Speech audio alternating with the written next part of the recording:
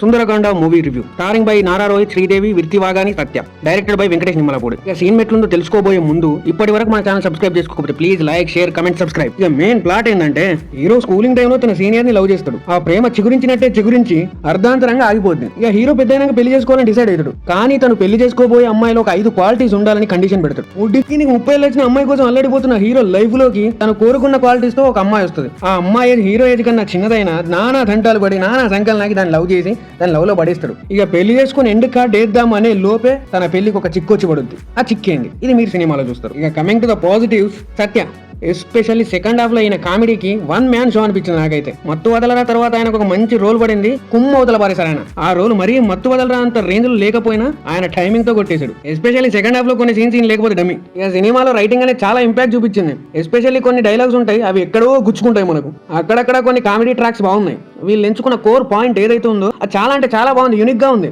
అక్కడ మనకు that is the fantastic one అనిపిస్తుంది. సినిమాలో సెకండ్ హాఫ్ లో ఒక శ్రీమంతం ఎపిసోడ్ ఉంటుంది. దాంట్లో మాత్రం సత్య కామెడీతో చింపి మింగిండు. ఈ సినిమా కథ కూడా ఒక యూనిక్ నావల్ అనిపిస్తుంది. కమింగ్ టు ద నెగిటివ్స్, ఇట్లాంటి సినిమాల్లో ఎమోషన్ అనేది చాలా కీలకం. కానీ సినిమాలో అదే మెయిన్ గా మిస్ అయింది. సినిమా ఇనిషియల్ స్టేజెస్ లోనే దొబ్బింది. ఎందుకంటే ప్రాపర్ సెటప్ ఉండదు. క్యారెక్టర్స్ ఎస్టాబ్లిష్ చేసి వాళ్ళకి గోల్స్ పెడతారు. అదంతా డ్రాగ్ అయినట్టు, లాగ్ అయినట్టు, ఆర్టిఫిషియల్ గా అనిపిస్తుంది. ఆ స్టేజ్ లోనే మనం ఇరిటేట్ దొబ్బుద్ది. ఇక 20 మినిట్స్ తర్వాత కొంచెం పికప్ అయినట్టే అనిపిస్తుంది. ఆ తర్వాత 10 నిమిషాలకు పాట వేసుకుంటాడు. ఇక ఆ పాటలతో మనకున్న మూడు ఉత్సాహం అన్ని మడిచి పెట్టుకోవాలనిపిస్తుంది. ఇందాక చెప్పినట్టు సినిమాలో ఒక యూనిక్ పాయింట్ ఉంటుంది.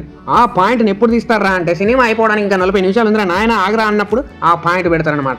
అప్పటిదాకా సోది తొక్కలు, బిల్డప్లు, ఏదేదో సీన్లు, అనవసరమైన సీన్లు పెట్టి ఈ సినిమాలో ఫైట్స్ అనవసరం. అసలు ఫైట్స్ ఎందుకు పెట్టిరు? అక్కడక్కడ కామెడీ ట్రాక్ కూడా అవసరం లేదు, అది కూడా అనవసరంగా పెడతారు. లేనిపోని బిల్డప్ ఇస్తారు. ఏదో ఇక 90s సినిమాలో వర్కౌట్ అయింది, ఇప్పుడు పెట్టినా వర్కౌట్ అయింది అన్న భ్రమలో పెట్టిరు తప్ప అదంతా బుల్షిట్ అనిపిస్తుంది మనకైతే. ఇదంతా చూసే లోపు మనకు మెయిన్ ఆఫ్ ది ఎమోషన్ దొబ్బడంగా అసలు సినిమాలో ఎమోషనే ఉండదు. కామెడీ ఉంటుంది, అన్నీ ఉంటుంది. కానీ సినిమా కోర్ ఎమోషనే. ఆ ఎమోషన్ మిస్ అవ్వడం వల్ల మనకు మోషన్ వచ్చినంత పని అయిపోతుంది cinema. Coming to the performances, Nara Rohit acting అయితే నాకు చాలా ఆక్వర్డ్ గా అనిపించింది. సోలో అప్పటి నుంచి అదే సోలో ఎక్స్ప్రెషన్ పెట్టుకుని సేమ్ టెంప్లెట్ వేసుకొని చేస్తున్నట్టు అనిపించింది తప్ప కొత్తదనం ఏం కనిపించలేదు.